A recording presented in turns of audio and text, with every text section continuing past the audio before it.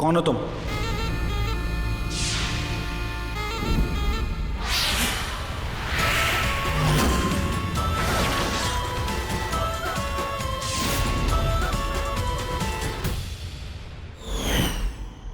आज मैं पकड़ी जा सकती थी, पर तुमने आके मेरा साथ दिया। आज जो उस घर में गया था वो तुम थे, असली रूप में।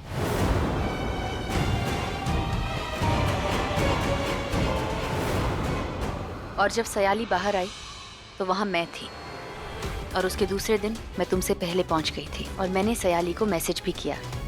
ये सयाली बाहर क्यों नहीं आ रही?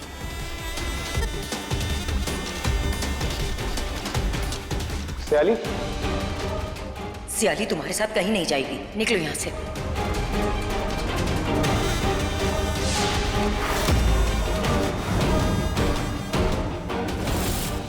मैं उसे घर से बाहर ले जा रही थी, उसे सबक सिखाने के लिए, क्योंकि मुझे पता था मैं अगर सयाली को बाहर ले गई तो उर्वशी बाहर आ जाएगी। पर तुम बीच में आ गए,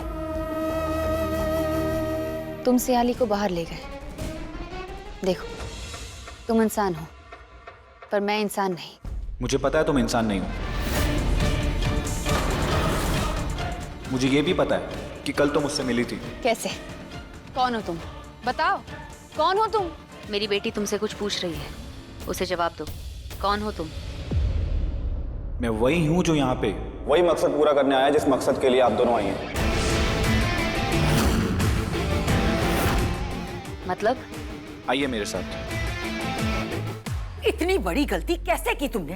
तुझे बोला था ना घर से बाहर नहीं निकलने के लिए, तो फिर क्या किया तूने? सॉरी। सॉरी की बच्ची।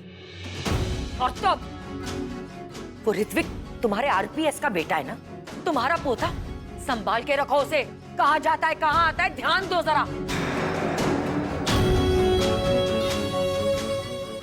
अगर आज मैं ये नागमणि अपने साथ नहीं ले गई होती तो वो दोनों नागिनें सियाली और मुझे डस डस के मार चुकी होती।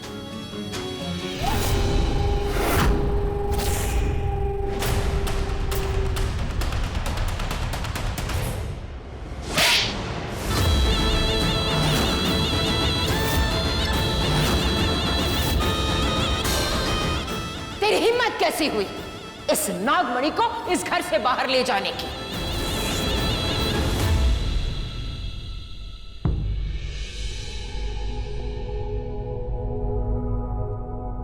आप लोग जानना चाहते हैं ना मैं कौन? मैं हूं ऋत्विक, राजेश प्रताप सिंह का बेटा। देखिए,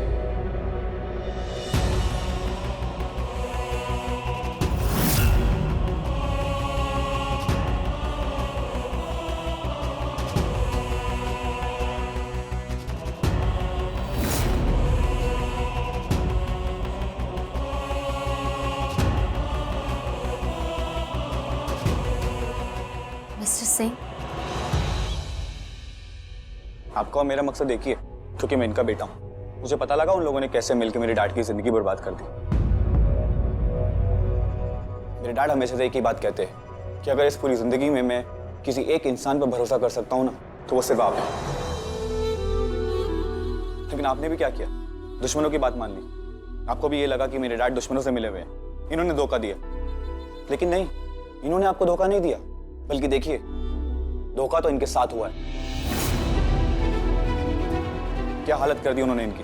तो बस मैं इसी बात का बदला लेने आया हूँ। हाँ, मुझे ये भी पता लगा कि आप दोनों भी गलत नहीं हैं, बल्कि गलत तो मेरी वो सुहासिनी दादी हैं, जो हमेशा से फताली, उर्वशी और ना जाने कितने दुश्मनों का साथ देती आई हैं। मुझे माफ करना ऋत्विक, मैं तुम्हें पहचान नहीं पाई। और मिस्टर सिंह, आपने हमेशा मेरा साथ दिया और मैं आपका साथ नहीं दे पाई। I am sorry. आज मेरी बेटी की जान बचाने के लिए थैंक यू ऋत्विक। इस नागमणि की वजह से मेरी जान बची, ये नहीं दिख रहा है? चुप! चिल्ला मत! अपनी हद में रह। ये कोई साधारण मणि नहीं है, नागमणि है। इसके लिए बेसब्री से इंतजार किया था मैंने। मेरा काल के वंश इतने दिनों से इस नागमणि के लिए तड़प रहा है, और तू धन धनाती हुई आई, इसको लेकर तू बाहर चली गई। अरे एक बार भी नहीं सोचा कि अगर वो दो नागिनें इस घर के अंदर आ गई और हम पर वार कर गई पता था मुझे वो नहीं करती। वो दोनों नागिनें इस घर में घुस नहीं पाती, और अगर घुस गई होती तो वार नहीं कर पाती, चाहकर भी नहीं कर पाती। पहली बात तो ये कि अगर उन्होंने हम पर वार किया होता तो मैं उन दोनों को मार डालती।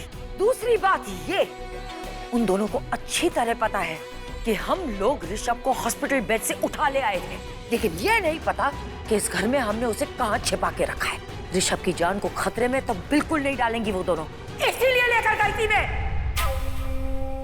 जो भी हो, कुछ भी हो जाए, लेकिन तू इतना बड़ा खतरा नहीं उठाएगी। अब ये नागमणि इस घर से बाहर नहीं जाएगी, मतलब नहीं जाएगी बस। हमें वो नागमणि उस घर से बाहर निकालनी होगी, वो भी जल्द से जल्द। पर हम उस घर के अंदर जा ही नहीं सकते, और उसे बाहर लाने के लिए हमें उस घर के अंदर जाना होगा। मैं भी जाना चाहता था अनमोल पे नजर रखने के लिए। सोचा था अंदर जाके दुश्मनों की हर चाल आपको बताऊंगा, लेकिन फिर अनमोल की उससे सगाई हो गई।